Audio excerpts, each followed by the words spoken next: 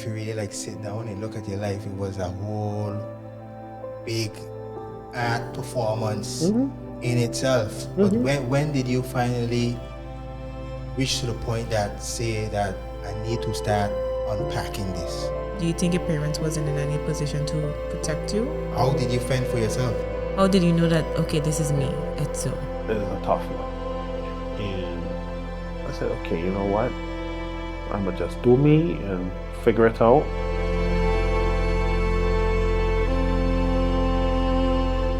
What going on, everybody? Back again with another episode of A Talk. Before we start, we want to thank everybody for subscribing to the channel and also watching the videos.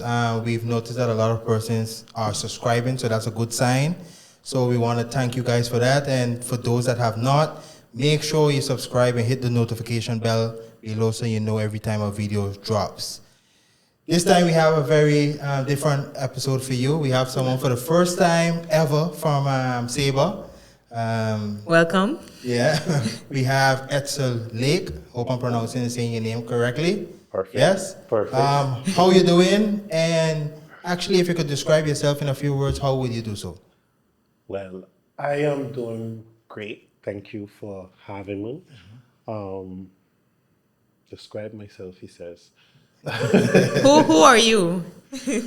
Well, professionally, I'm an educator. I work for the public entity of Saba in childcare, specifically early childhood development.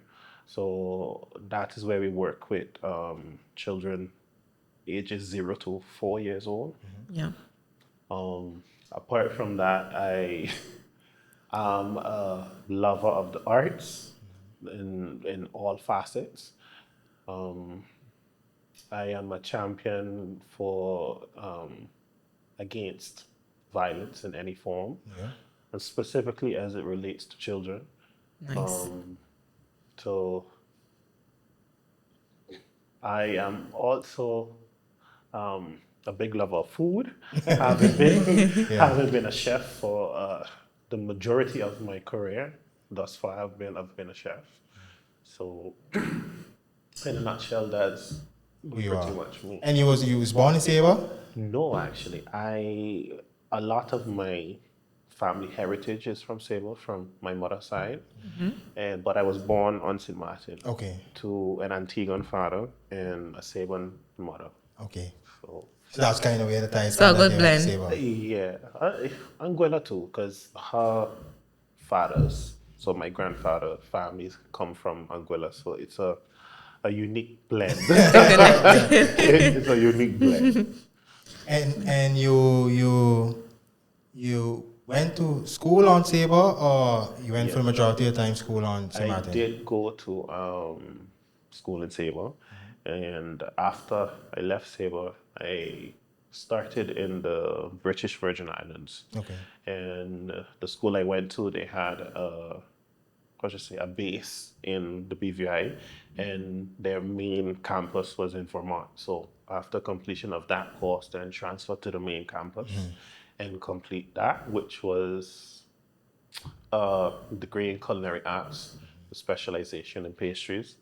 And then after that, I did about a year or two of work. Yeah. And then I decided, okay, it was time to build on that. So I went back to school, and this time it was front of the house, so administration and business and tourism management. So those two hand in hand, I felt made a good package. Yeah. And I started working professionally from then on. But initially, when I was in high school, performing arts was what I really wanted to do. Okay. But as you know, with us being a part of the smaller islands in the group, that wasn't necessarily something that was available in our curriculums. Yeah. That is true, yeah. Culinary arts was something that I was also good at. So, okay, you know what, let me just take this because I can't do this. As an option. Yeah, let me take this. I still get to express my creativity some way.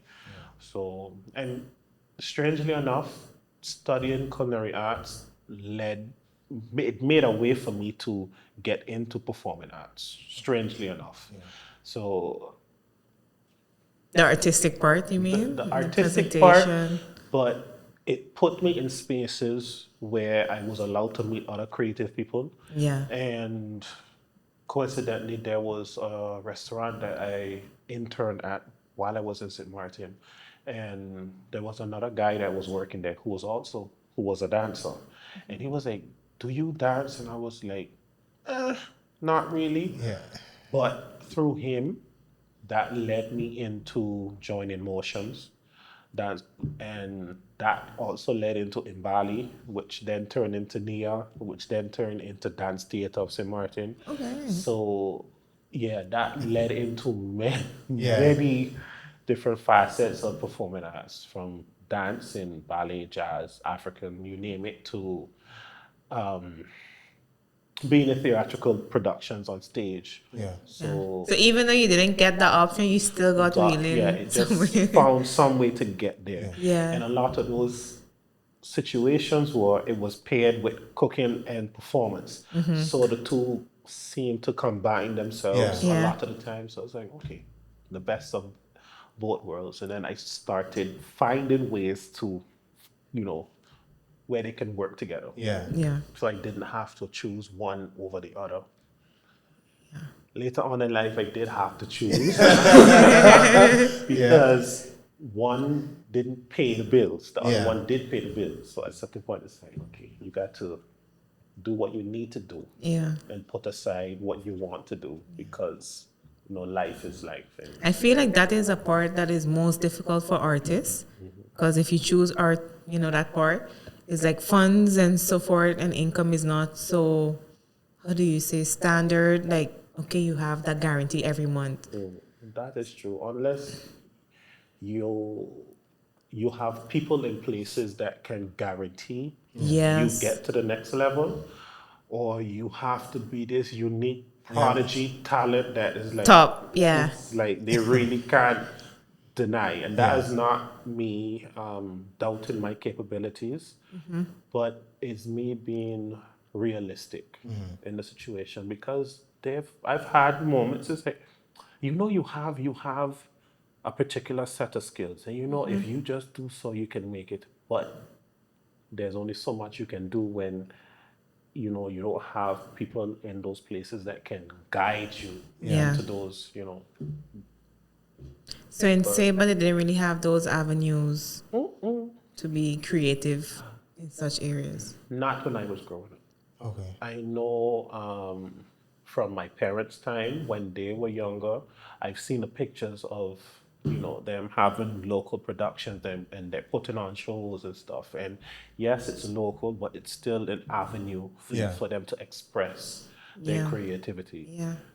I didn't I didn't have that. Yeah. Because I think we're all similar in age. Yeah. So, but coming from a time where they try to steer you towards a more practical career, Yeah. so Yeah, if it's yeah. either a teacher, A guarantee. or a nurse, Yeah. Yeah. or a doctor, or something like that, or a lawyer, quote unquote. So, music and being on stage, that was not something that Like if you're going to study music, yeah, that was even. not. Even though my parents were creative people, Yeah. for me to go to them and say, okay, I want to take this up professionally.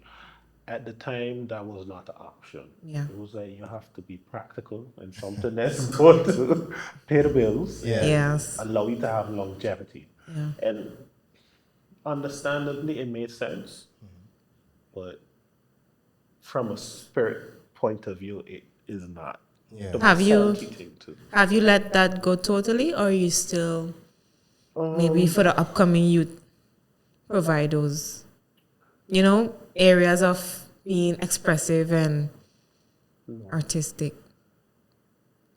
Because it's missing. It's honestly Yeah, something that's especially missing. now with the culture coming in.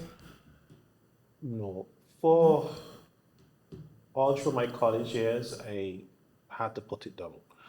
And the day my mother was able to see me walk across the stage and collect my diploma, I made a vow to myself. I said, okay, I did this for you.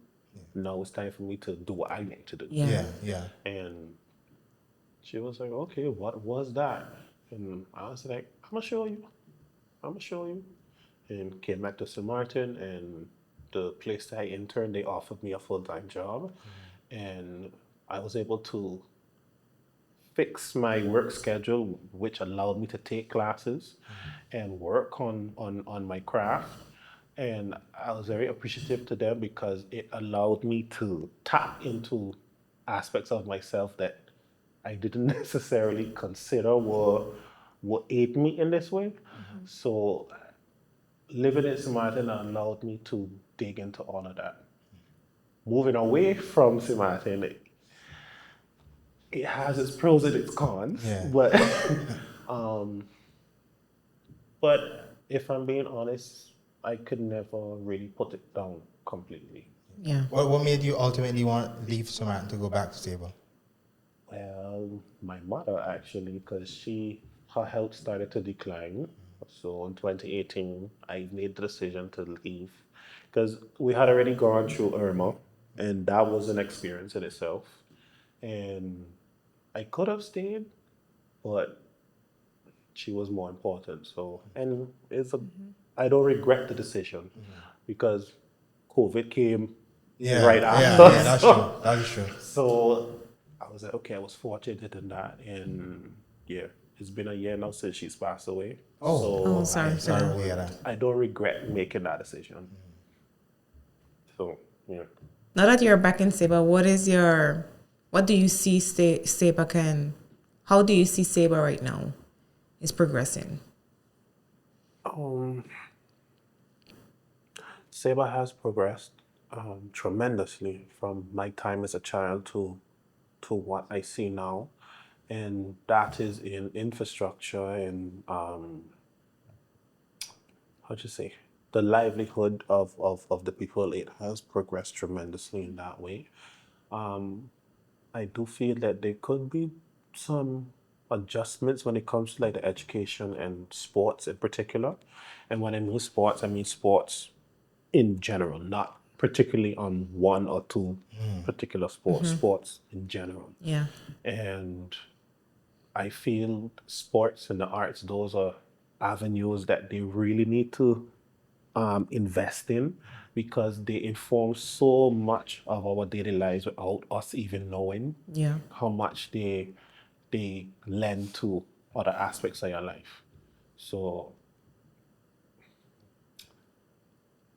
I know now there is a lot more access when it comes to music and performing arts than there was when I was a child. So maybe not as much in the schools directly, but like through programs with Child Focus, who often partner with Megady, who comes and helps with their music writing and music playing and Yeah. there's this guy that comes from St. Martin that teaches steel pan. So you have different avenues. So I'm happy to see that It's coming. it's coming around. Yeah. Where did the avenue, because in the beginning you touched on your childcare. When did that shift happen to childcare? Well, if you'd have told me maybe 10, 15 years ago that I had to be in childcare, I'd have told you crazy because that was not the plan I had for my life. And but I came to Saba for, was it vacation or something? And I was just looking for something to do. And I got a job at after school program. And this is obviously older kids. So I was like, okay, I don't know if I could handle this because the mouths on these children is Patience. like taught me patience. I said, okay. But through that experience, it kind of shifted something in me. Yeah. And I was like, okay. So I left Saba, went back to school, lived my life, traveled all over the world. And I was doing a summer intensive where you can sign up at any of these dance schools and you do a summer intensive. And one of those, they set you up with like a Big Brother program, basic. It's something like that. But the older individuals, they set you up with younger people. So you kind of mentor them and guide them through the program and, show them the ropes and stuff. And I was paired with a young man that our lives were parallel to a fault. Yeah. So I was like, "Oof." It was a little scary sometimes how exact our lives were. Yeah. The only difference was in the support system. The support system he had, I didn't. So I feel that's where we differed a bit. But for the most of it, we were like neck and neck. And it's through that experience, I was like, you kind of got a knack for this. This is Yeah. me talking to myself. And dealing with a young boy then who was very introverted and to himself and not really wanting to talk to people or very much interact. And the one place he came alive was in this dance studio where he could be somebody Yeah. else and not be himself. And I could relate to that Yeah. because it's easy to be somebody else. That's for me, that's the easiest thing to do. But when it comes to being yourself, that can sometimes be the most difficult thing to do because you can't hide behind anything. Why should it be difficult being yourself though? Well, the life I've had thus far, it has forged me in a way that, sometimes it's just best to be somebody else. That's not me thinking now, but Yeah. in those years gone by, that was my thought process. I had Yeah. to protect that 6-year-old child in myself to say, okay, you're going into a space that is not necessarily safe for you, Yeah. so you need to project and protect. Yeah. If I'm I making understand sense, what if you I'm mean, making yeah. sense. So okay, I feel where she's staring. So um,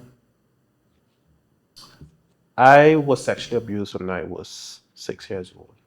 So that having to be somebody else started from that point Yeah. because you grow up in a space where you grew up in a very religious household, and our island life is like what happens in this house stays in this house type of mentality. Yeah. So you could be dying.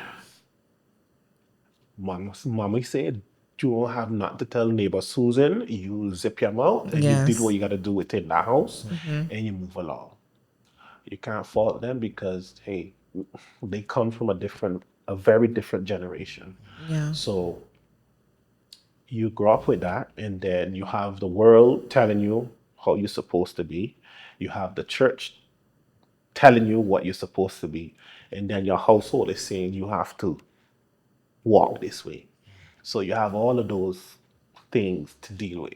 And then apart from that, you're going into an environment where 85% of the people don't look like you. So you can't really relate to them. Yeah. So all of that is like I say, what, self-preservation. So I just shut everybody out. And for me, that was how I was able to survive. Books were my escape. Music was my escape. You name the sport, I played it. Yeah. That was my way to escape. Not having to think about, you know, what was going on in my life and what I was dealing with. Are you an only child or you had other siblings along with you? I am the fourth of five by my mother and the second of three by my father. So, but I think if I had been an only child, it might have been easier to process. But when you have older siblings Yeah. or siblings in general, and everyone is so concentrated on their own lives, there's not really much time to pay attention. Shaquille is what you Yeah, is yeah. because we have our own lives, so they're not Yeah. really focused on. And if you have siblings, you would understand. Yeah. You would understand what I mean to say. If it's more than one of you, it's like, I want around with you, man. Everybody You have have their to. own. Everybody have their own life, so Yeah. there's very little time for you to for them to focus on you. And I speak for myself. I knew at a very young age that my life was going to be difficult. I knew that. What They, age? yeah. Um, from the age of 6, when the abuse initially started, and I remember it vividly. And my older brother, he telling my mother and seeing the way my mother reacted to hearing that, and I stood outside looking at what was happening in the house, and I was like, "You have a hard life. You gonna have to figure this out." That's a lot for a 6-year-old to think And already. I know it's a lot to fathom, but I kind of give my parents credit for that because of the way they raised us. And it's like when they spoke to us, they spoke to us. Yeah, yeah. You knew, okay, as a parent and a child dynamic, but there was no baby talk, and education was something that was really impressed upon us. So the thought process, it wasn't strange to me to be thinking on those things. So I was like, okay, this is what it's going to be. So prepare yourself. And I chalk it up to possibly being, subconsciously preparing me for what was coming. Because what came after that was not something I would wish on any person. But that abuse carried on until I was about 12. You spoke about when your older brother, one of your older brother, confronted your mother about what was going on. Do you think your parents wasn't in any position to protect you? Um, well, my father was not living with us, so that was a no-no from his side. Yeah. My mother raised us by herself, so even though we were aware of who our father was, he didn't grow up in the house with Was not us. present. He wasn't present. So my mother was, and I didn't understand it then, but yeah, you're a child, so you don't understand those type of things. But as an adult looking through that prism, there was no way that she could have protected. She had 5 children to take care of, and outside of her main job, she had 3 other jobs. So single Wow. mother, so like Yeah. you have to put food on the table. Yes. So there was no way that she could have helped me at that time with that. And then, like I mentioned earlier, for us in the Caribbean, we come from a unique setting of you don't discuss your problems, you don't cry over spilt milk. Yeah. You whatever happened to you, you deal with it, Yeah. Yeah. or you don't deal with it. You just move on. You know, we didn't go to therapy. There's no way that was Yeah. happening. That's true. And if it was because something was mentally wrong with you, or you were like a problem child, and then they sent you Really off. out of, yeah. Yeah, so that was not a possibility. Yeah, but you say because actually when you say the thing about 6 years old, before you even start, I was going to ask you why like the six, because if somebody collaborate a year with something had to be something happened to them. But how did you? Because you say like how did you protect yourself? How, because you have older brothers? Did the older brothers try to help in certain situations? How did you fend for yourself? That's a good question. It, and that was as I said, I felt the direction she was steering me. I was like, okay, I feel you. So I'm gonna go with you. Um, I became very introverted, so I didn't talk to people. I was didn't trust people easily. Um, like really like try to pull myself away from people. So if there was something in the house that needed to be done, I tried to stay as close to my mother as I could possibly do. Everything she asked me to do, I did it. What, everything that was happening in church, I was in it. So I tried Wow. to become so good at everything that no one could see all of everything else that was going on. And even the abusers, like they condition you. If you say something, this gonna happen to you, or I gonna do this to you, and that. So it becomes a badge of, how should I say, of uncomfortability, because you think that if someone looking at you too hard, that they can see what it is happening with you. So I decided, okay, then I had to become somebody else, Wait. because Edsel was the person that this happened to. So I had to become somebody else. So with and in hindsight, I feel, which is why, being on stage comes so natural to me, because portraying a character, I can do that Yeah. off of Yeah. bat. I can be somebody else. But at that time, it's like, okay, come, let me talk about you. Tell me about you. I was like, I couldn't. You don't I want didn't. to, I didn't yeah. have the words to put it together. So self-preservation, like I said, the books, the sports, and all of that is how I really, you know, try to save myself. How did you choose yourself? Like, you said like, okay, you have a church, you have to go church, you go school, you have your household. Everyone was a face, like a different mask you had to put on. How did you know that, okay, this is me, Edsel?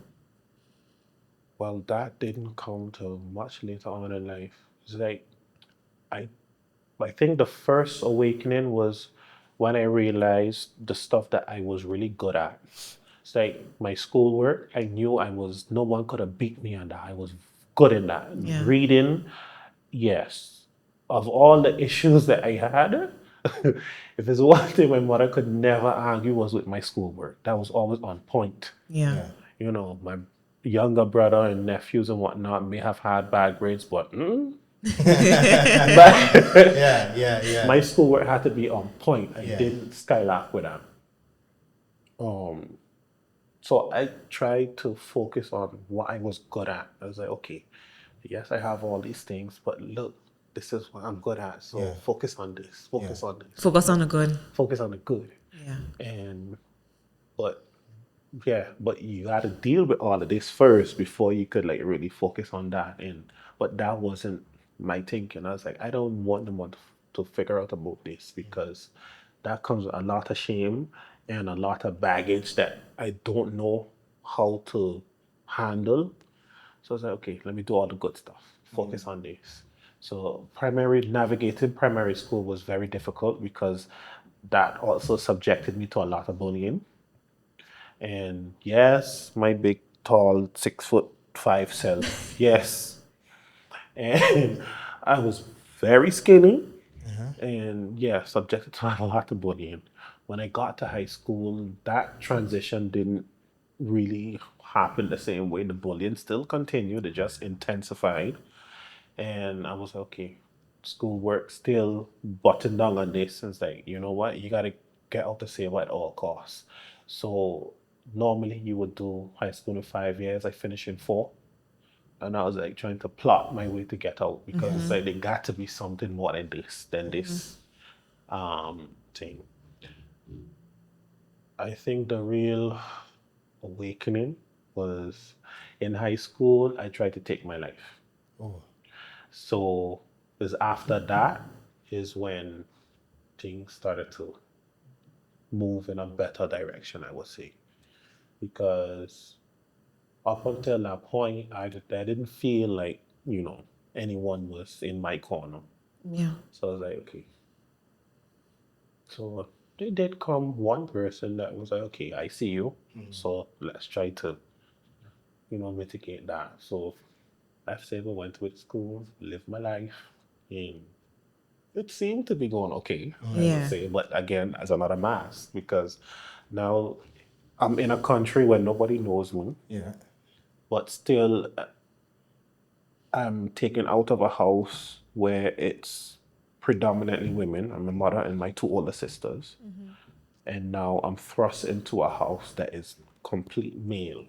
Yeah. So that in itself presents another issue because how do I then navigate? But I do what I do best. Not a mass and chameleon, and I was like, okay, you could put me anywhere and I will adjust. And I was like, okay. I said, okay, how we gonna do this? Go to school, do what I gotta do, excel, excel in in my schoolwork, so nobody don't have to focus on anything else going on with me. Yeah. And well, when they see this, they know now. But Mark, I have a question. You say because you say you was performing arts. It wasn't so much happening on the island, but if you really like sit down and look at your life, it was a whole big art performance in itself. But when did you finally reach to the point that say that I need to start unpacking this? I mean, I was living in St. Martin, and I was a part of this theater group, and we did this play called Norman Is That You? With Red Fox, and it's based off of a movie with Red Fox. Okay. So through that play, another director saw my performance in that, and she decided to ask me to join this program, well, this project that she was creating called Don't Be Afraid of Rainbows. And it was a cast of 12, maybe 13 people, but the script was our life stories. So, so against my So you have to better, dig deep down. listen, listen, at that point, I felt I had done what I needed to do and buried all of this. And there was no exaggeration on the script. This was verbatim. The script was our life story. And in the rehearsal process, I had to talk about my abuse, and understandably, that was not something that I was willing to do, nor was it easy to do. And she kept hammering this thing, give me more, give me more, give me more. I was like, I'm giving you what I have. It's just like, no, you're not being honest. She's like, I know the story. Don't, just do the actions. I want to feel it. I want to feel it. And this went on for weeks and weeks and weeks. And there was this day I came from work. I was really drained, emotionally, physically. I was tired. Yeah. So came to rehearsal this day and get to my scene, and she's like, gonna end. I just couldn't take it, and I just broke down. Complete breakdown. The whole production stopped. Everyone came and they was like, they're trying to comfort and support me in that moment, but I, it was just mentally over for me at that point. And going through that process, it helped me to look at a lot of things differently, and it was cathartic doing that show because it allowed me to work on some stuff. Yeah. Because I was like, you want me to dig up feelings that I done buried in, and now you asking me to mentally put myself back in that space. And I was like, you know how terrible it was for me to go through that, and now you want me to go back in that space just for the sake of a role? I was like, no, woman, no. It's not as easy as you think. And she's like, yes, I understand it's hurtful, but in order to serve the story in the way that it needs to be served, you need To feel it. you need to feel it again. I was like, oh God, I was like, it was a good and a bad thing because yes, it was cathartic to get the story out of me, but that didn't necessarily make me feel good about it. Yeah. Because that was like the first time that I had put my story out there like that, and now to look at people that knew me, Yeah. and now they look at me where like concern is like, but we are around each other every day. We roll together, we hang out, and you don't. I was like, yeah. I said, how does a conversation like that just come out of Yeah. the blue? And I was like, let's go have a drink. You know, Jackie, this will happen to me. And I was like, it's not something that comes off of the tongue very easily. Yeah.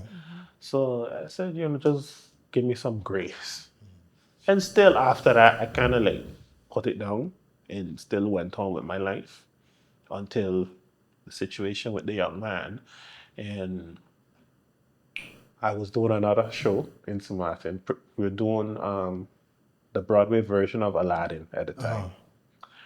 And I had just finished the summer intensive and we were in rehearsals for Aladdin. And I had to talk him off of killing himself because he unknowingly he was going through the same thing that I had been battling with. And his mother was not the best person to deal with. So while I was there, I tried to hook him up with a guidance counselor that could guide him. Yeah. Because I was like, at the end of the day, I'm not going to always be here. So you need to feel safe with someone that you can trust and talk to, because I'm not physically always going to be there. So I did what I thought he knew to do and get him in spaces where he can talk to people. And it seemed to be going good. And got a call. He was on the other end of the phone, and he wanted to kill himself, and talk him. I ended up talking him out of doing it. So I was like, oh. So that forced me to like reevaluate a lot of things of myself. It's like, how was I able to survive this long? Yeah. I didn't become a statistic compared to young men that look like me, that have been through the similar situations and what they turn out to be. That didn't happen to me. So I tried to lend some of that into him, and it's like, listen, I understand. This is what I feel. I've been through this. I know how you feel. I know where you are right now. So use me as an example. It can get better if you want it to. So, but that was me affirming for myself, not only As well. him, Yeah. because as much as I was saying it, I didn't really believe it for myself at the time. Imagine that. And So you're going through your own, but you're trying to give him the best. I was Yeah. trying to affirm for him Yeah. and myself at the same time, because if I'm being honest, I was holding on to a trend myself. So it's like, okay, how can I help him or try to be for him what no one was for me? So I was like, okay, do this. Okay, that. But it kind of threw me for a loop, because I think our last week before we went on to stage, he did kill himself. Yeah. Because Wow. yeah, he did kill himself. And so the guidance counselor called me, and apparently one of the people he was going to school with, he thought they were his friend and he trusted them, and decided to tell them about his life and Yeah. what he was feeling. And he wasn't comfortable with the idea of him possibly like in the same sex. He wasn't Yeah. sure on where he stood on that. Yeah. And they decided to expose that to the school. And yeah, so his mother was not the best in helping him through that. So it was Either. like, Yeah. that was And did he come from the same background, like Caribbean culture? no. So that kind of threw me for a loop. So, but this again is like days before we go onto stage. So I kept finding different points in my life where that was the norm. So, okay, something happened. There's nothing you can do about it. Put on the mask. The show must go on. Yeah. And that was, I should say, an unhealthy pattern. You know, How do you put yourself together, back together after, being a person there for him and then knowing that he did that? That's a good question. That's a good question. Um, the honest answer is that I just suppressed everything. Okay, I fall down. All right, suppress it, move on. I fall over the wall. This happened. Okay, suppress it, move on. That was that was my coping mechanism. Suppress, move on. Suppress, move on. Yes, you know now that's not a good thing, but at that time, in those spaces, you don't realize that. That's just how you cope with it. It's better to just cast it to the side and move on. Yeah. Because there's so much other things going on in life that I ain't had no time to focus on me because I got siblings that need help. I have parents that need me. I still trying to carve a life out for myself. I'm still trying to build a career. So what don't sit now focusing on my feelings for? This is my younger self talking. I was like, just cast it to the side and move on. The less they know about all of that, the better. So let them look at the Edsel on stage, performing, dancing, singing, acting. Let them focus on that. Yeah. The less they know about what's going on in the background, the better. But in that moment, that was something that you felt relieved as well, right? Even though you was on stage performing, that is. Yes, because it gave me an avenue to release that frustration into. And there's where even carnival too, being in the parades and building costumes and yeah, Too creative.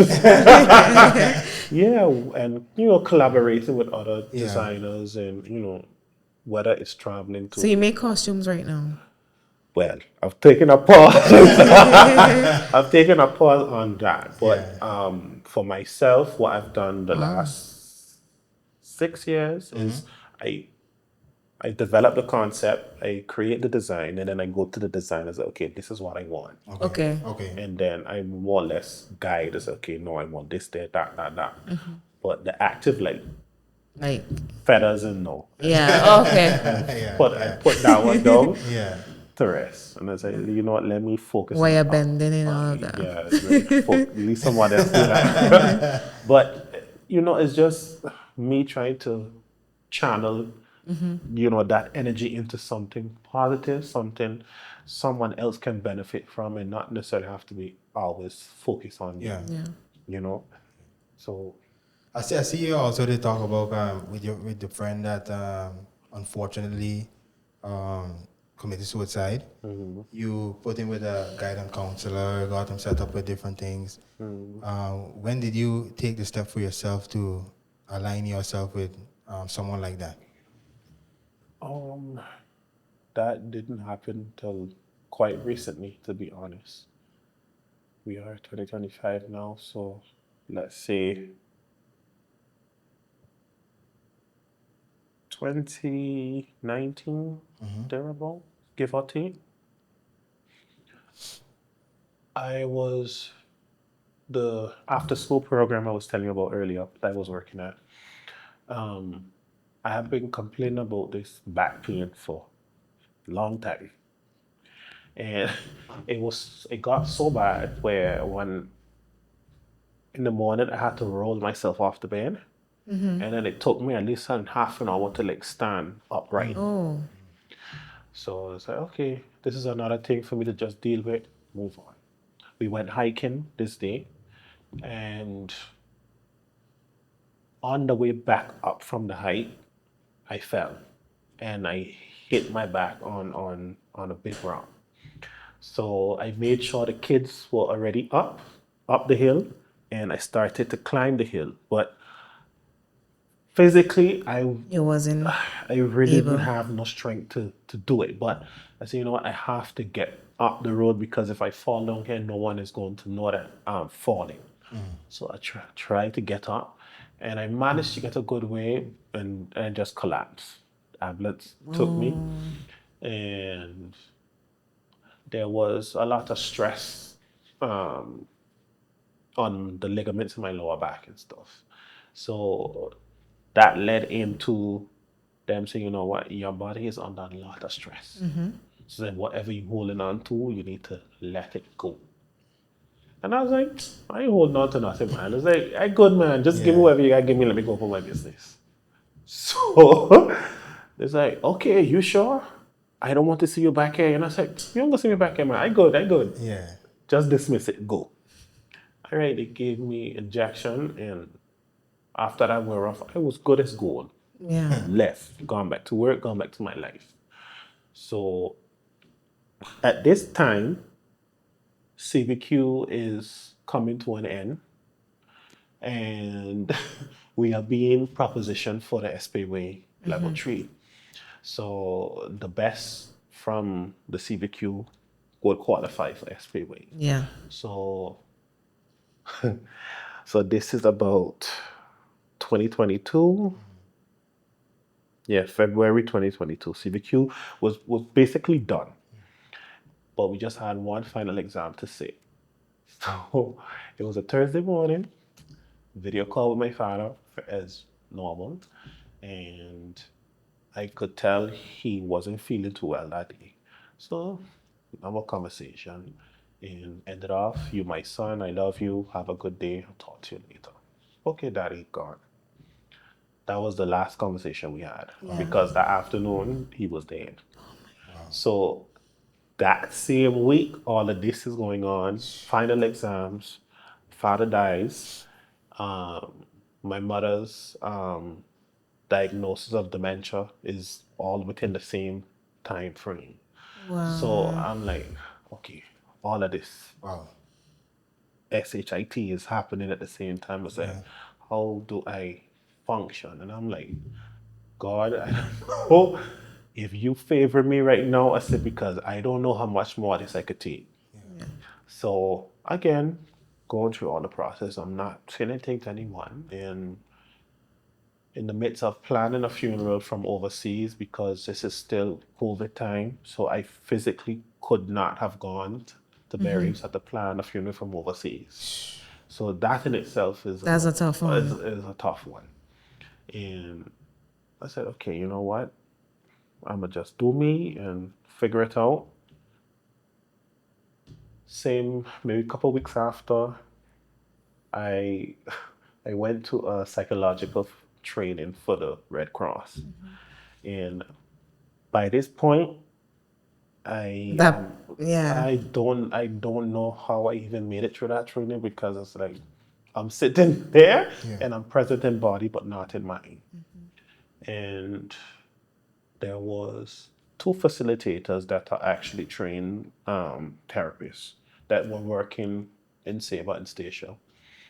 And she was explaining to me, okay, she's going to be in Stacia at this point, she's going to be in Saba at this point. So, okay, I'm trying to gauge her to see if I can talk to someone because I felt like I was about to have an emotional collapse because I didn't know what else to do. Yeah. And it's like, so every conversation was like, no, she gonna be there. Her schedule closed. She got an opening. So I was like, what the hell is this? And I'm like trying to get her attention without saying, you know what, I I need need help. help. Yeah. Yeah. You know, and I thought she was able Pick up. to pick up on that because, of course, it's a situation where there are other people around and they're all talking and networking. I'm like, what do I do? And she's not gauging anything I'm saying. So in my mind now, I was like, yeah, I made up my mind how I was going to end my life. I knew how I was going to do it, Wow. when I was going to do it, and her um, blocking me or not being receptive to what I was trying to get out of her was like, say, okay, this is confirmation. It's time to go. So Imagine that. it was confirmation for me time to go because at that point it was like what was the point? Yeah. Because to go through all of that and still be faced with this, and I was like, what the hell? And it's like now you take the one person I had in my life that really got me. And it's like, no, you take him when I really need him. It's like, you ain't favoring me at all. Yeah, yeah. That's how I felt in the moment. It's like, why would you take him when I need him the most now? And it's like, how do I walk through this? So it's like, you know what? To hell with this. Bye. I was like, how do I move through this? And it's like, well, she already said no. And I felt that that was like my last avenue for help. And she shut that down. And I was like, okay, well, this is probably the universe telling me this is it. Time to go. And everything was planned. I It's not funny, but it's I still have the letter. And when I read it to myself a couple days ago, and it's funny to realize the emotions that your mind can go through and what you felt 2 days or a week ago may not necessarily translate today, and but in the moment his voice came back to me saying, you're my son, I love you, have a good day, I'll talk to you later. And that is what snapped me out of that space. His voice came as loudly as you hear me speaking to you. Yeah. His voice came to Yeah. me in that moment. It was like, okay, daddy, I hear you. But still, I was like, where do I go from here? Yeah. And this is 2022. This is 2022 that this is happening. So it's like, okay. What space are you in now? I was just gonna ask that. I am in a much better space. um, I would say it got a little darker after my mother died because it was literally 2 years after my mother died. So that kind of threw me for a loop a little bit. It's like, I felt more prepared to deal with her death because he died first, But it was a but I didn't anticipate the emotional toll it would have taken on me because, like, for my mother, I was actually there, go to the funeral, planning, the actual burial, everything. I wasn't able to do that with my father. So the emotional toll it took on me, I underestimated that aspect of it. But I was better prepared to deal with her death because, okay, I'd already gone through it with my father. But yes, I mean, none is better than the other. no, But yeah. they're my parents regardless. But they're my parents regardless, and but I don't know. It was just something. The connection with my father was different than it was with my mother, and that's not pit one against the other, but he understood me. You know, we make birthday 3 days apart from each other. Okay. So he really Understood. understood Yeah. me. I could be feeling sick and a call would come out of the blue. Even now, even now, it's strange to say I could be feeling a particular way and music that he used to love would just pop up on the radio Yeah. station. Yeah. I'd be like, oh, it's like, okay, daddy, okay. And I like, all right, I hear you. But it's nice to hear you say, your connection with your father, even though you all maybe were not in the same place at the same time, but you all kept that connection. That with my mother, we had a connection, but I didn't really understand that connection because, like, she visited all my other siblings. She didn't come to me. Mother's Day this year, I was cooking and I felt her presence. When she stepped into the kitchen, and I was like, "Ooh." And that was who she was in life. She didn't announce herself, but she stepped in. Her presence was that big. Yeah. She stepped in, and you had to turn around and like. So without turning around, I had been like, "Whoa!" I said, "Okay," but But But yeah, since that time to now, I have been um, working with a therapist Okay. from MHC. So and she has helped tremendously.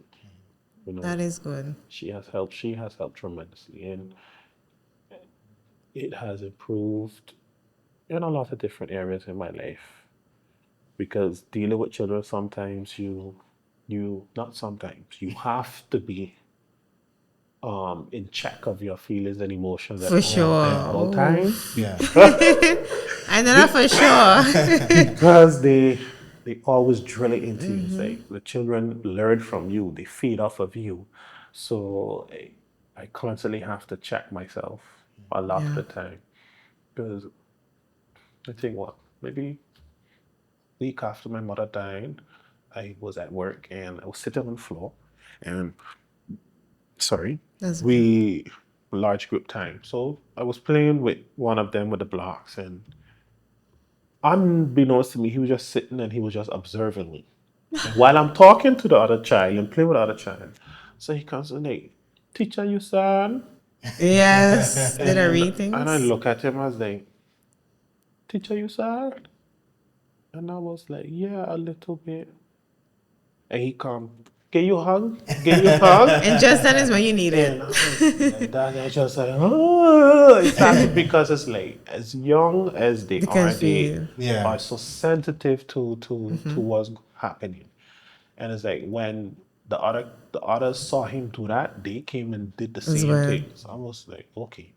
So I was like, okay, check yourself at the door, Yeah. make sure your emotions is in check, and you know, It is true. Sharon has picked up on a lot of things. you know, Yeah. and often and like like we tell our parents, it's like don't underestimate those children. Yeah. When you think they're not listening to you, they are listening. And I said they will regurgitate that behavior or those words at the most inopportune times. Yeah. So you need to be careful on what you say and Exactly. what you do at all times because they are retaining the information. Yeah. That's for sure. They are retaining the information. Don't ever think that a subject is too much for them because you'll be surprised on what they can handle. Yeah. Yes. And I use myself as an example for that because that used to be my parents' line. Oh, you're too young, so you can't handle this. It's like, if you only know what Yeah. Oh I'm yeah. dealing with in my own life, for you Yeah. to tell me that an adult conversation is too much for me to understand. Yeah. And it's like we gotta go to school and break down all these complicated math equations and that's like so how is it Yeah. that a relationship you think you can speak to your Yeah. children about? One But thing I would like to say is you unbottle a lot of things, a lot of from yourself. I know it takes a lot. I wanted to know throughout that, have you ever faced the abuser or expressed yourself how you felt or you just suppressed that as well? No, I didn't suppress. The weekend I turned 13 was also confirmation weekend. So my father was in Saba and that was the last like real physical interaction I had with the abuser. Yeah.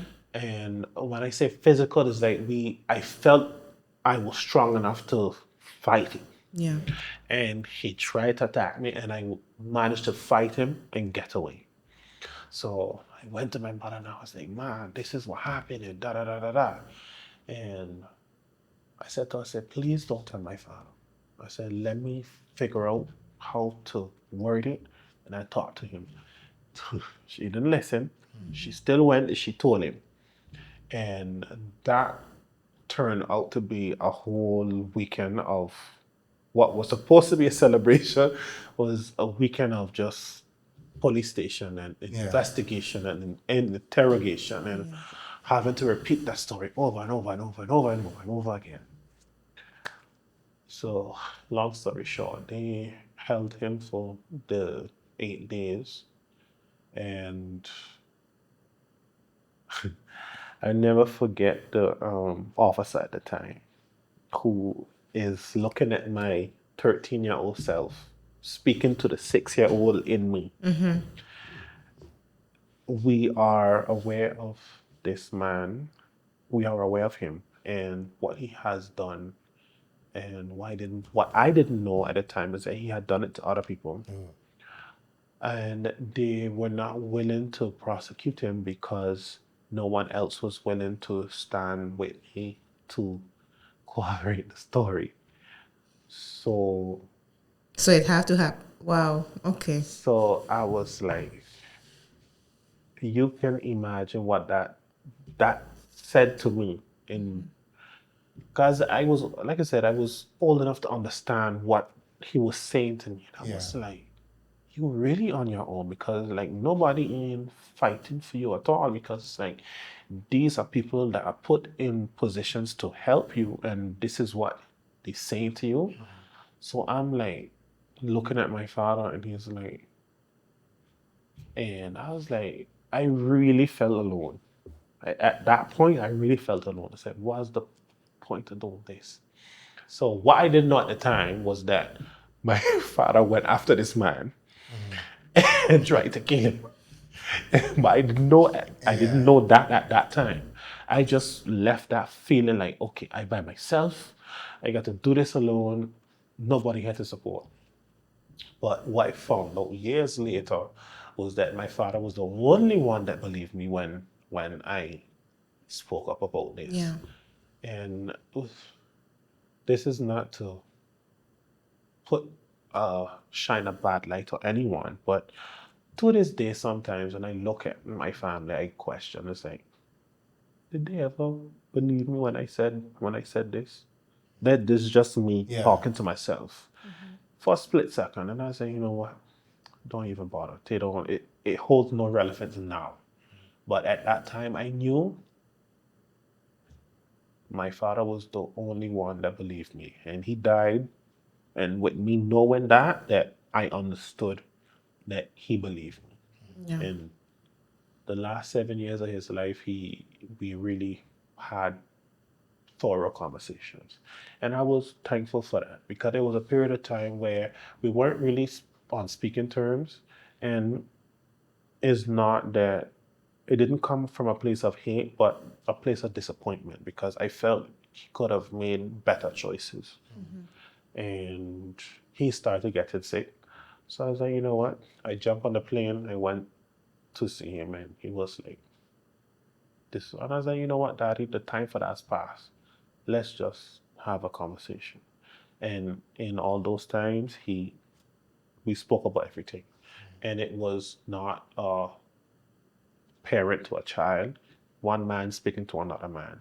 And I respected him even more for looking at me in that way and understood to say, okay, we may not be equal in the traditional sense. Yeah. He is the elder in the scenario, but he respected me enough to speak to me as though I was his equal, and he didn't hold anything back from me. And in those moments is when I began to understand the inner workings of what all was going on behind the scenes of what a 13-year-old might not What have happened? known in the moment, and begin to put together bits and pieces of stories that you heard here and there.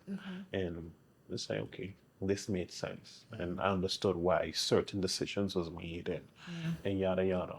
So now a lot of those experiences inform a lot of the decisions and projects and stuff that I do or what I get involved with. And particularly now with my career, that causes me to be hyper vigilant because it's like, okay, I know what happened to me, so I don't ever want another child to go through that same thing. Yes. And that doesn't mean that I am, what's the word? Paranoid. Yeah. I am a little bit more trusting now, but to an extent. Yeah. And that's not just with me.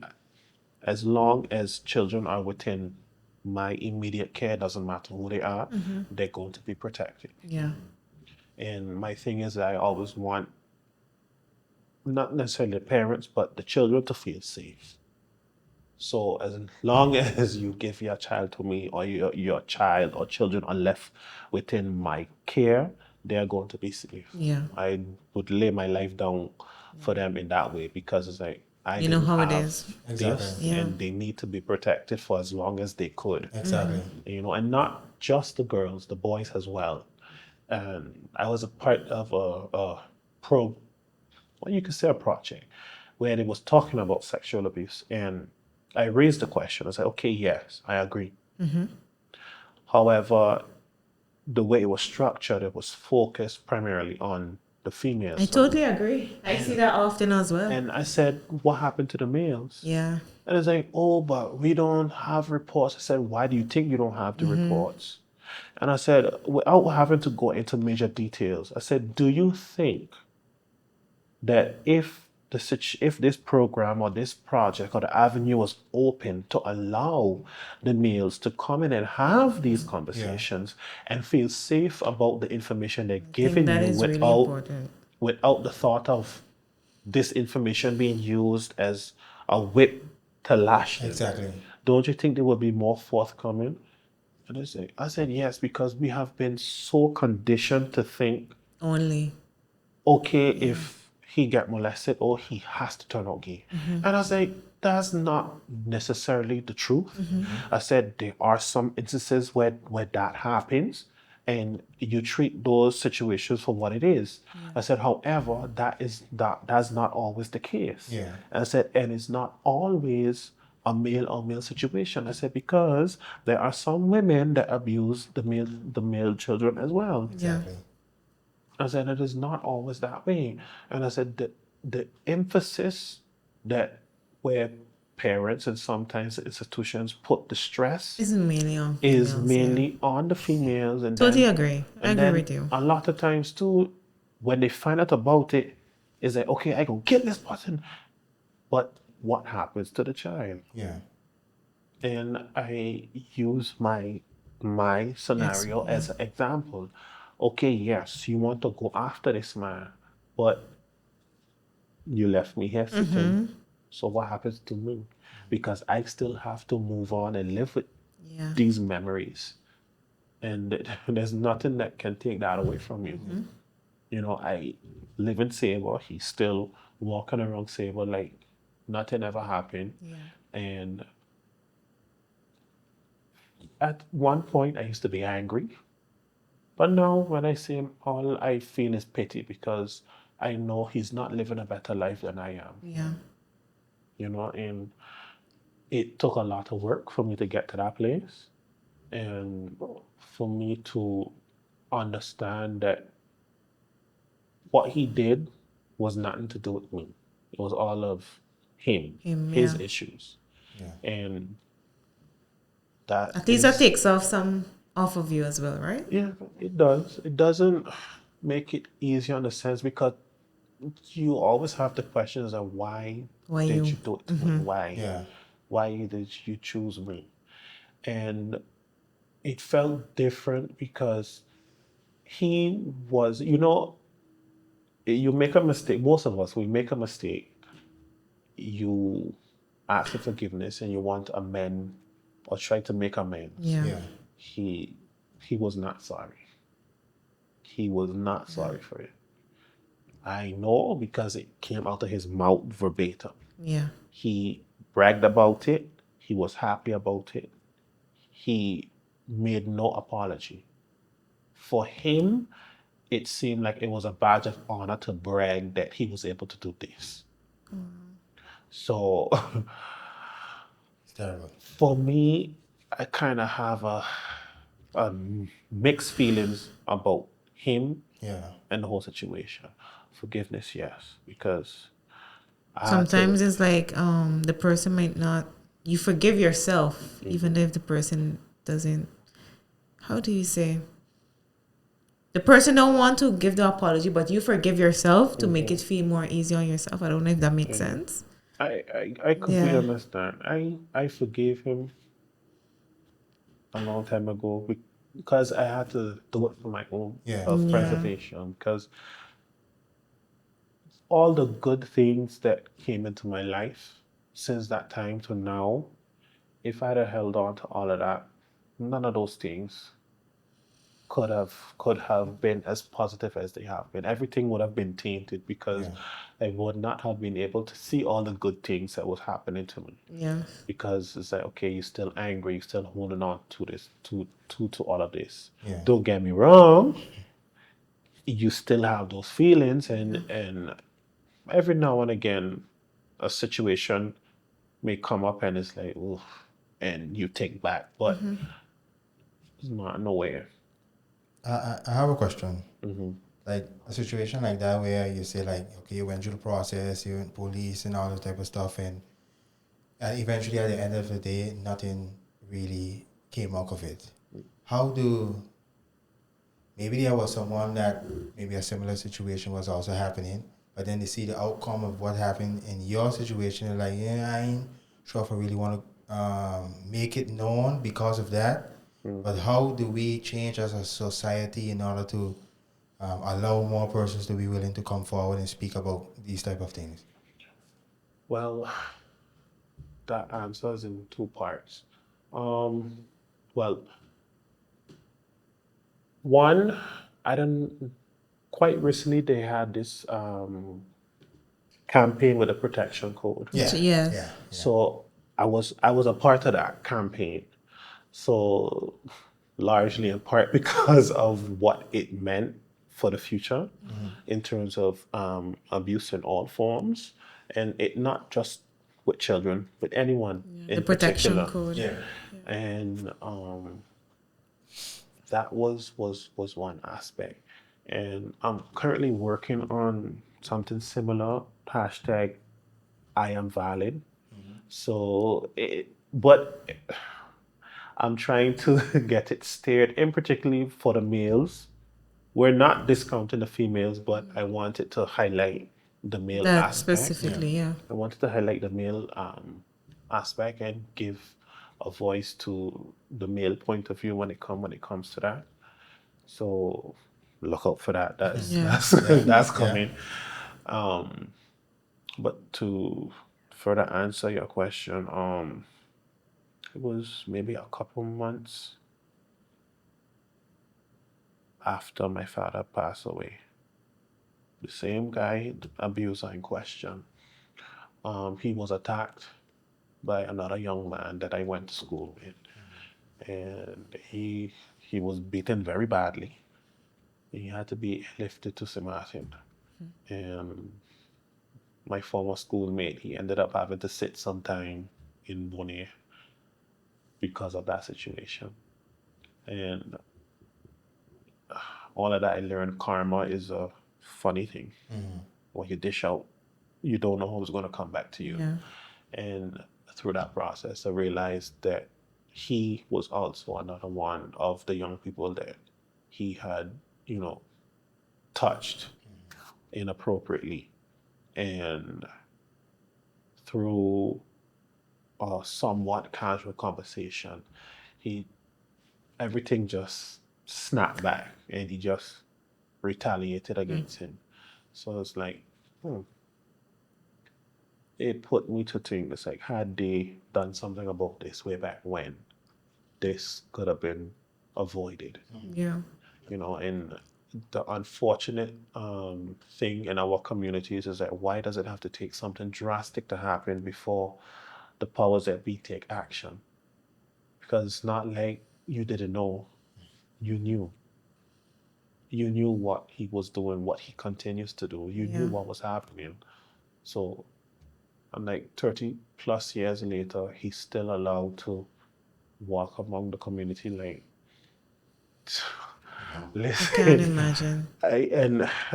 I take petty to a whole new level because anytime they get a whiff, I ain't gonna expose it. And I tell them, don't tell me nothing like that and tell me to keep it to myself because there's no way in hell that I'm Yeah. keeping it to myself. Yeah. Yep. But how do you, you was in St. Martin and you went back Saba, how do you feel in Saba then? Because it's a small community. Mm-hmm. The chances are high that you're going to see this person. Now, in this stage of my life, I am secure and comfortable in my skin. There's nothing about that can shake me. And yeah, I can walk the road and look at him and it's whatever. I didn't do anything wrong. Yeah. I know that. Yeah. I know that now. There's nothing that you can justify to say that a 6-year-old child deserves that kind of treatment. Or any child for matter of fact. No one deserves that. There's nothing that you can say to me or make me believe that any human being deserves that type of trauma inflicted on them. And what I want people to also understand about that is a lot less about the sexual part of it. It's about the manipulation and the seductive part of it, and you, what you say, coercing the child's mind and perverting it in a way to think that this is normal and this is what you have to expect from people. Uh, So you had to uncondition yourself as well. That was Yeah. not something easy because, okay, Pandora's box is open and feelings that you're not normally supposed to be feeling until you hit puberty. You're forced to feel these feelings Yeah. now, and it's like, okay, what do you do with them? And I said, okay, you feel an attraction for this, you feel an attraction for that. You you're getting aroused by things that you don't understand or you don't know how to control. And as a 6-year-old child, your brain, especially for us at that time, we weren't how should I say allowed to like watch television like that. To say, okay, you can see something on television and it, give you some Yeah. perversion and thing. We didn't have access to those things. This was still pre-internet, pre-cell That is phone. true. Yeah. Yeah. Yeah. So Yeah. we were still climbing the trees and jumping over the Yeah. wall and running through the bush. Yeah. That is how we were living. So the access to anything sexual like that was not in our purview. So it's not like something that we knew. It was foreign. So to be forced into something like that, then it puts you in a very uncomfortable space. In living in Sabon now, I feel a lot more like myself now. Um, there's a lot more support. There's a lot more avenues or persons to go to. So I wish that this Saber now had been available at that time. Then. Yeah. It would have, made certain things easier. But in all of that, I don't regret it. I wouldn't necessarily want to live it over again, but I don't regret it because all of those experiences molded me into who I needed to be for the life that I And was going to who live, coming up as and well. all the other stuff that was coming, and it allowed me to withstand everything. Yeah. So it's like if I can go through that, then With all that you went through, where is your sexuality? What do you identify yourself as? it's actually fluid. Sexuality is, to me, is fluidity, honestly. What do you mean by that? Meaning is either or, male or female. It doesn't really matter to me. Oh, okay. Goodness, I'm comfortable in my skin. I'm not. There's no discrimination. Yeah. Even though we live in a space where you are taught to dislike one thing and like another, and vice versa, but you don't know how life is going to go. And you make children, but you are not the only influence. And you don't know how life is going to turn out. And this is not to, how should I say, put nothing over anyone's child or cast any light, but You do not know when they leave your door What's what is happening? going to happen. Yeah. So you just have to be open or create a space where they feel comfortable and safe enough to say, Mommy, Daddy, this is how I feel. Yeah. This is what happened to me without the fear of judgment. Yeah. You know, they, they are going to come times where they're going to do and say things that may not necessarily align with the vision you see for them. But as parents, you need to be comfortable with that they may not always. Expect the unexpected. Yeah. Yeah. I wouldn't say expect the unexpected, but But be just open-minded. be open to the possibility that, okay, mommy and daddy had this vision for you, but okay, this is how you feel. So Yeah. you kind of have to guide them and, show them that, okay, we are here for you regardless of what the situation may be. Yeah. You know, you'll be surprised, that all they ever want is just to be loved and Yeah. accepted and seen for who they are. And Love, accepted, and seen. Nice. yeah, that I think that's and this is coming from not Edsel as the teacher, but Edsel as the young child, the young man, the young individual Yeah. who's had a very interesting life.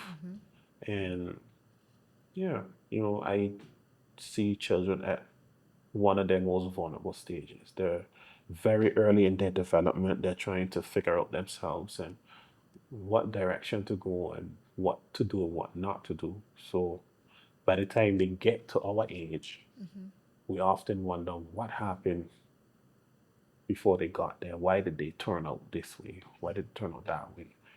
Was it also because you speak about mask and being putting on a specific face or something? Was that something you was always open with, or was that something that eventually, as you got older, you were more?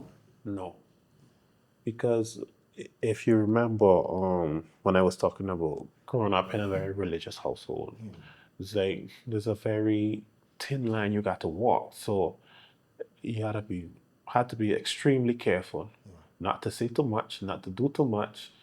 It's just a very narrow line because okay, I had an older brother, and who was surrounded by a lot of the quote unquote ghetto boys. You will call them. You will call them. Yeah. So you had to toughen up. You had to toughen up. So you had to portray this a certain type of masculinity. That's the word, masculinity. You had to Yeah. portray a certain type. Otherwise, you were viewed as other. Or at the time, it was punk or you was a sissy. So you had to act a certain way. You had to dress a certain way. You had to speak a certain way. And if you were not seen talking to some of the hottest chicks in the school or something like that, they know something wrong with you. So I was like, okay, I know how to figure it, how to do this. So I was like, most I was cool with most of the girls at school. So anytime you see me, you will see me flanked with a whole set of girls around me. Yeah. And he's like, Bob, it's how you got all the girls, you got set me up on. Yeah. I was like, you got to do this and do that. And, and that transition into a lot of times in shows I've been a part of, and they see me working backstage, and they're like, you sure? Because the way how you, and I was like, You had a question. they had, yes, they still question to this day, and I don't answer because it's like, Like you got something going on there. yeah, because they was like, well, there's sometimes you work in costume building and you have, example, if you take a wire bra, Yes. at some point my hands have to touch your breast or to fit the Yeah. and then like, To fit the cup in. yeah, and then like, you sure? And then they be like understand, like watch me like, nah, nah, nah, nah, nah, son, nah, nah, nah, nah. And the woman be like, nah, honey, man, he good, he good, he good. And the man be like, nah, nah, nah, nah, nah, no. So situations like that is like, but that was again my way of surviving because It's like either you do that or you be subjected to getting your ass beat every day. And I didn't know about you, but I really wasn't in the mood to be getting licks every day. Yeah, Honestly, that yeah, was not something. And at the time, because of my older brother, I had some form of protection, you could yeah, say, because they didn't want to trample with me because okay, they had him to deal with. But at a certain point, it's like you got to fend for yourself. And I didn't believe that I could have defend myself because it's like I was so introverted. It's like being bullied for so long. But him and I, my older brother and I, we got into a physical altercation one morning. And it's like, I don't know, a light switch went off in my head and we legit fought hand to hand. And he never fought again after that day. yeah. Yeah. So from then, it's like he realized, okay, he could handle You himself. could, Yeah, it maybe it was a test. probably, but you never know. Yeah, But from then to I can count on one hand the fights I've had in my life. yeah, So I was never one to really resort to violence. Mm, words back and forth because I didn't want to fight. I really Yeah. didn't Yeah. want to fight. yeah, yeah, And the first time like I really got into a physical something with someone, it took me to a place that I didn't like. I didn't feel good to have that amount of rage going through my body. So stuff like that too, in the therapy session, you learn to break down and as to why it happened and why certain things happen the way and why you feel certain emotions. And I was like, okay, but You say that before we close off, that you're introverted, but at the same time, you're yourself. How does it feel to be like that? I like to say a introverted extrovert. But but it feels good. I really feel good. I So you can say that Edsel is happy. Yeah.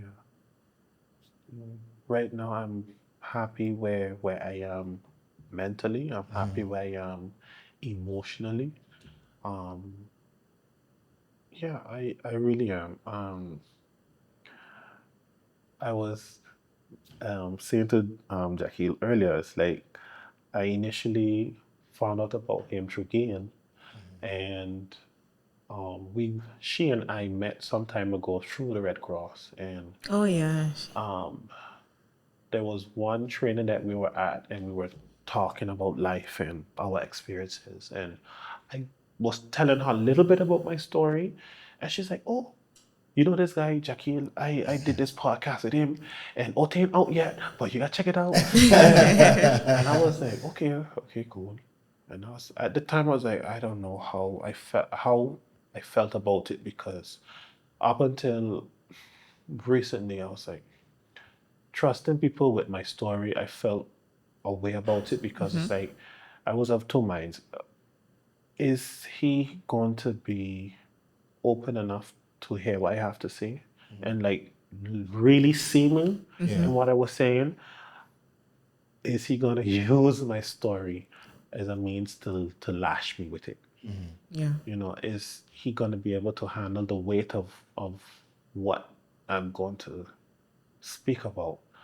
And it had not been that in the past where someone was open and understanding and created a space where you could feel Comfortable. safe, yeah. comfortable. So I was like very, like a little apprehensive. But Gail was like, she began to talk about him, and I was like, okay, all right. But, behind all of that, I started to do my own research. So then Yeah, I started to like um, do my follow his page and catch up on the stories and yeah, and I was telling him it's like they're all the ones that I have been able to see. They're all unique in their own way. I Yeah. said, but there were three that really stuck out to me. The Gail, of course, um, Sherma, and the one with Roger, because of the situation with his father, and that Oh, really Roger. Yes. that connected to me, and I was like, ooh, and listening to his story, it It's true made 'cause he me, lost his father as yeah, well. it made me emotional because I was like, oh wow, and that that night in particular, I was feeling a kind of way. So to pop up and see that story, I was like, okay. Another way is like, okay, Daddy, yes, I hear you, because what would a coincidence that I would be feeling this way and missing my father, and then go Yeah. on social media, and then bam, this story, and I Yeah. was like, okay, you got me. So I was like, Gail, what are the chances of doing this podcast? Like, Yeah. is it something where he reach out or you reach out? She was like, no, wait, let me message him. And she was like, okay, wait, he said, okay, message him on Instagram and you da da da da da da. I was like, Gail, you sure? Yeah, man, he cool, he cool. He cool. I was like, all right. She's like, I done, and if I tell you he good, he could. It's like, all Yes. right. So it's like, okay. And how do you feel I now was just gonna at the ask end that. of the? I feel good. I feel good. Now that we But to the end. Yeah. why is this, when I asked her, I was like, they recording this in their house? And she was like, yeah. I was like, okay. She was like, what? I said, because for me, it's a very personal thing. Yeah. I was like, you cross that threshold into somebody's like private space. I said, that is something to play with. Yeah. And I said, for them to be doing this, and I said, some of the conversations carry some heavy subject matter. I was like, ooh. I said, yeah, okay. Okay. I was like, Yeah. okay. Yeah. Okay. It's good to know that like people feel comfortable, and when you hear stories of how people specifically talk about like how they felt on the podcast in particular, it also feels like make us feel like okay, we're on the right track. People comfortable, people open, and that's the conversation we want to have. A lot of times we want to have the difficult conversations. I don't want to just come on and we just talking about the same thing you could talk to anybody, because I myself an introvert too. And what does give me energy is conversations that are conversations. If it's just the how your day was, Surface then level. I just get drained out. But having conversation like these is actually for you, but also at the same time it allows for the community to have bigger conversations about things that I feel that need to be talked about, especially mental health. Definitely happy. That is true. I don't, and especially for our Caribbean black men, I don't think the importance on mental health and advocacy for that is impressed upon enough. Yeah. And I also think too that that is something that we really need to tap more into, because yes, our history has been what it is, and yes, um what has happened to our women and what continues to happen to them is what it is. Yeah. But I also feel that it needs to be an equality in the line of assistance and aid and stuff when it comes to that for the males as well Yeah. as more, because we're both, our history interlocks with each other, and if you're going to help one, you got to help the other. Yeah. Yeah. And the men too, you need to be honest with Yeah. yourselves, Put emphasis on it.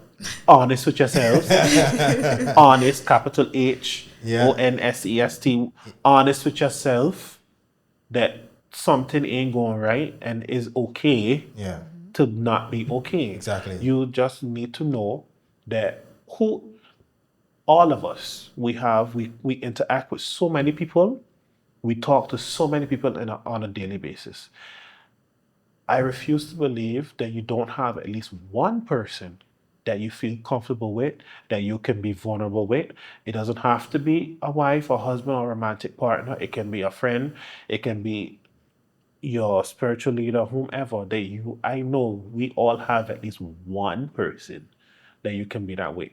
And if you have that, then you already putting the foot in the right way. Go and talk to this person and be like, yo, this is how I feeling. Man to man, if we don't hold each other up, who else do we expect it to do? Yeah. Yeah. If you are blessed to have a wife that is open and a good listener, someone who is not afraid to have those conversations or to go in the directions that you may not necessarily want to go as a man, but in your quiet time and you have those conversations and she's showing you that she's there to support you. Not everyone is blessed to have that. So if you do, brother man, you're blessed in more ways Yeah. than you don't know. So and she gives me that vibe. So Yeah, for sure. We want to thank you so much for coming on the podcast. Truly. Definitely a real good episode. In-depth one. Definitely, for sure. thank you for having me. It's been my pleasure. So Like I say here on the talk, jackal imagery, capture the moment, watch it forever. See you guys in the next episode. Bless. Bless.